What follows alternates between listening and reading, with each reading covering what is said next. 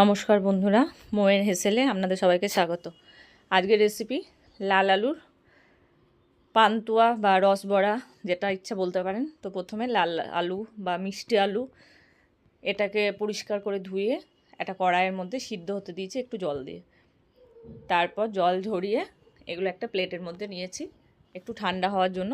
তারপর ঠান্ডা হয়ে গেলে এটা আমি খোসা ছাড়াবো। এবার রসটা বানিয়ে নেব। এখানে আমি 2 কাপ মতো চিনি দিয়েছি, যা চিনি সেই পরিমাণই জল দেব। তারপর এটা 3 থেকে 4 মিনিট ফোটাবো, তাহলেই রস রেডি হয়ে যাবে। এতে অবশ্য আমি এলাচটা থেতো করে দিয়েছি ফ্লেভারের জন্য। যতক্ষণ এই রসটা হবে ততক্ষণ আমি লাল আলুর যে খোসাগুলো সেগুলো ছাড়িয়ে নেব। সিদ্ধ হয়ে গেলে খোসাগুলো খুব সহজেই ছেড়ে যায় এরকমভাবে, তো খোসাগুলো ছাড়িয়ে নেব। তারপর এটা একটা গ্রেটারের সাহায্যে গ্রেট করে নেব। এটা ম্যাশ করাও যায়, কিন্তু গ্রেটারে গ্রেট করে নিলে হবে কি লাম্পস থাকবে না কোনো রকম, তো সেই জন্য গ্রেট করব। এদিকে রসটা আমার ফুটে উঠেছে, এটা প্রায় 3-4 মিনিট ফুটে গেছে, তো গ্যাসটাকে অফ করে দেব। আর এদিকে গ্রেটারের সাহায্যে এটা গ্রেট করব। কি সুন্দর দেখতে লাগছে না, একদম সীতাভোগের মতো। তো যাই হোক, এটা হয়ে যাবে। খুবই কম উপকরণ, ওই 3 থেকে 4টে উপকরণ দিয়ে খুব সুস্বাদু পান্তুয়া তৈরি হয়ে যায়। আর এই সময়টাতে লাল আলু বা মিষ্টি আলু যেটাই বলুন না কেন, সেটা বাজারে প্রচুর পরিমাণে পাওয়া যায়। আর এর উপকারিতা সম্পর্কে আপনারা তো জানেনই, যদি না জেনে থাকেন গুগল করে নেবেন, ওখানে সবই জানতে পারবেন। তো এবার মিষ্টি আলুর সাথে পাউডার মিল্ক দেব, আর এদিকে বেকিং পাউডার দেব খুব সামান্য। তো মিল্ক পাউডার আর বেকিং পাউডার আর মিষ্টি আলু সিদ্ধ এটা ভালোভাবে মেখে নেব। ভালোভাবে মেখে নেওয়ার পর এর মধ্যে গাওয়া ঘি দেব, তারপর আবার মেখে নেব। এরপর দেব এলাচ গুঁড়ো করে বা থেতো করে, যেটা ইচ্ছা দিতে পারেন। তারপর আবার ভালো করে মেখে নেব।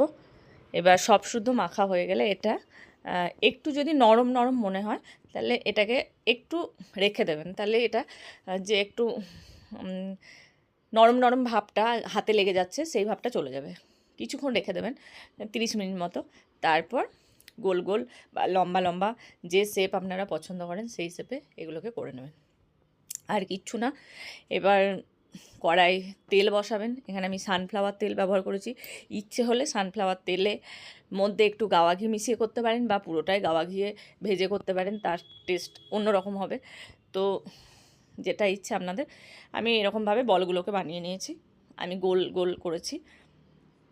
আপনাদের যেটা মনে হবে সেরকম শেপ দিয়ে দেবেন, কোনো অসুবিধে নেই। টেস্ট কিন্তু একই থাকবে, গোলই করুন আর লম্বাই করুন।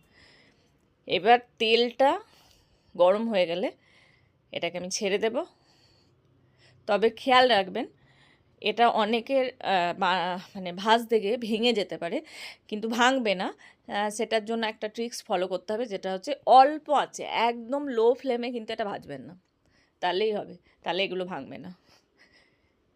এবার একটু পিছন দিকটা হয়ে গেলে এরকমভাবে কড়াইটা একটু নাড়িয়ে নেব। প্রথমেই খুন্তি দেব না, তাহলে খুন্তির খুব নরম হয়, তো খুন্তির আঘাতে ভেঙে যেতে পারে। তো এরকমভাবে নাড়িয়ে নেব। দেখুন চারিদিকটা এরকমভাবে গোল্ডেন ব্রাউন টাইপের হয়ে গেছে। তো তারপর এবার খুন্তি দিয়ে একটু উল্টে নেব, যেগুলো দিকগুলো ভাজা হয়নি। তারপর আরও কিছুক্ষণ ভেজে নেব, আরও একটু কালারটা আসবে। তারপর দেখুন কি সুন্দর কালার হয়েছে, গোল গোল, একটু ফাটেনি, খুব সুন্দর দেখতে হয়েছে। দেখুন কেমন লোভনীয় লাগছে, একদম হয়েছে না বাজারের মতো, যেমন দোকানে মিষ্টির দোকানে কিনতে পাওয়া যায়। এটা এরকমভাবে সাজিয়ে রাখলে কেউ বলবে যে এটা মিষ্টির দোকানে পান্তুয়া নয়, বাড়িতে তৈরি মিষ্টি আলুর পান্তুয়া। তো এবার আমি যে রসটা করে রেখেছিলাম সেই রসের মধ্যে দিয়ে দেব একটা একটা করে।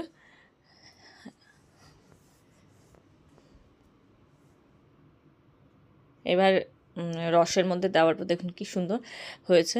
এবার রসের মধ্যে দিয়ে এগুলোকে ভিজতে দেব মোটামুটি ওই 30 মিনিট মতো, 30 মিনিট, হ্যাঁ 30 মিনিট থেকে 1 ঘন্টার মতো ভিজতে দেবেন।